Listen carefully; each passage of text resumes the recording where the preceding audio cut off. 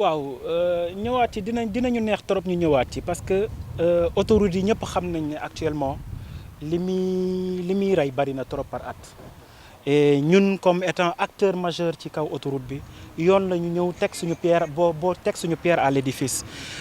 ci lan par rapport à ces campagnes yi nga xam ne ñu ngi koy def de sensibilisation pour conscientiser suñu mbokk chauffeurs yi ci danger yi nga xam ne moo nekk ci kaw autoroute balaa nga cee tegu am na vérification préliminaire yoo xam ne nit ki war na koo def ça c'est la moindre des choses war na dem xool ay lampam war na xool ay pneu te en grande partie pneumatique bi surtout gars yi war nañ koy xool parce que mooy cause majeure u accident yi nga xam ne mooy am ci kaw autoroute bi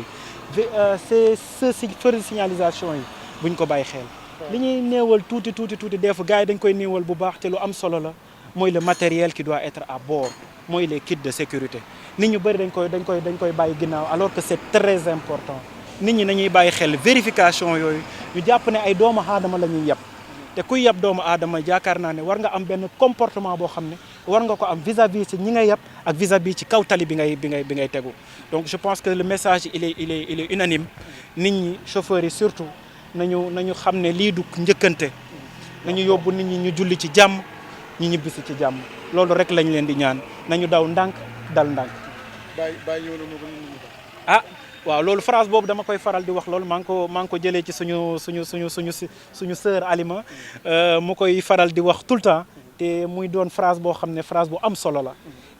Baye ñëw na toujours moo gën indi nañu Baye et je pense que cette phrase là résumé na lépp li nga xam ne mooy comportement bi nga xam ne nit ki yor otoom di dem war na koo bàyyi xel donc je pense que le message il est passé nit ñi nañ ci gën a bàyyi xel xam ne yóbbu nit ñi du course de vitesse nañu leen yóbbu ndànk ci ndànk yóbbu leen ci jàmm ñu julli ci jàmm ñibbisi ci jàmm vision président mooy lii nañu fexe accident yi wàññeeku ci kaw route yi te tey jii loolu mooy suñu mission loolu mooy suñu sacerdoce te ci loolu la ñuy taxaw tey jii ci mission bi ñu sa dénk ci loolu mooy maître mot bi zéro accident mortel ci kaw autoroute yi. si am na panne yu bëgg yu ñu gën a nemmeeku parce que là ñun Popenguine la ñu jógee sax teer si fii parce que depuis vendredi ñu ngi Popenguine tey ci suba gi lañ ñëw fii mais ci yoon bi ñu ngi nemmeeku ay panne yu bëri yoo xamante ne ay défaut technique lay nekk pneu yu toj ci fii ñi nga xam ne dañuy daw sans lumière ñi nga xam ne dañuy daw ak balai essuie-glace yoo xamante ne baaxul ñi nga xam ne dañuy daw te duñu contrôler li nga xamante ne moom mooy seen ndox yi li nga xam ne ñooy daw te duñu contrôler li nga xamante ne moom mooy huile ak yëpp yu bëri lañ koy jànkonteel seen problème yi défaillance technique yu bëri daal la ñuy jànkoonteel ci tali bi mën na ñàkk nag loolu parce que kuy jóg war ngaa mën a vérifier sa oto xool say pneu xool sa lumière ba nga mën a tegu ci tali bi mais nag duñ ko def nag dañ naan Popenguine bu jotee mécanicien yaa ngi tali bi tabaski bu jotee waa ci CGA ak A2MS ñu ngi ci autoroute bi kon donc pièces yi dañ koy maye te lépp dafa war a yomb ci ñoom te or ko du loolu kon dañ leen di sensibiliser di leen wax ne leen ñuy daw ndànk fu ñu sonnee ñuy noppalu comme suñu objectif zéro accident ci tabaski bi zéro accident ci li nga xamante ne moom mooy Popenguine bi di leen wax tamit ñu leen tamit li ngeen di wax naan papa ñëw na moo gën indi nañ papa léegi yaay it ci la ñuy bokk ndax it boo demee jël sa ndugg tabaski jënd li nga war a jënd def yëpp teg ci ko oto te xalaat ni da nga yegg te fekk egguloo lan la ñuy wax ñi nga xamante ne ñoom ñooy egsi en tout cas chauffeur yi war nañu bàyyi xel ci lu bari te xam ni oto du fawukaay ndax dégg naa fii sànq benn chauffeur bu ne ma wéef benn client ñëwaat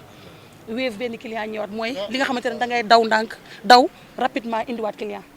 man loolu daf may jaaxal des fois voilà. Aujourd'hui nous sommes réunis comme tous les ans pour parler à nos concitoyens pour faire passer un message très fort concernant la sensibilisation à la sécurité routière. Actuellement tous les ans nous enregistrons énormément de morts et d'accidents corporels au niveau des autoroutes. Et aujourd'hui, il est temps, comme nous le faisons tous les ans, de faire passer le message parce que il est toujours bon de rappeler aux gens que l'autoroute, c'est pas une course de vitesse. Il s'agit juste de prendre comment dirais-je, ces bonnes dispositions pour pouvoir prendre l'autoroute.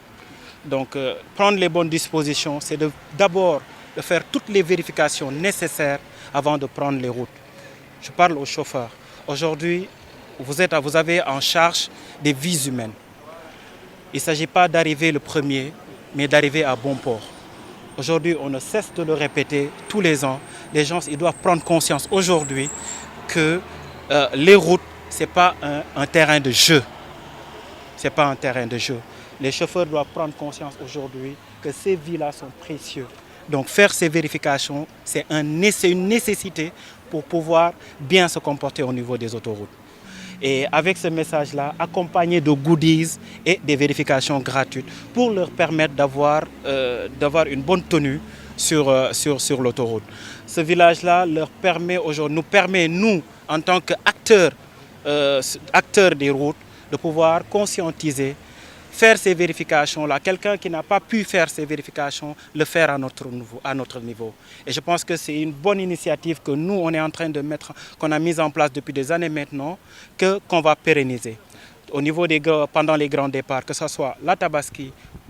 Popenguine, le Grand Magal de Touba, on est à pied d'œuvre pour faire de sorte que les pèlerins puissent aller et revenir en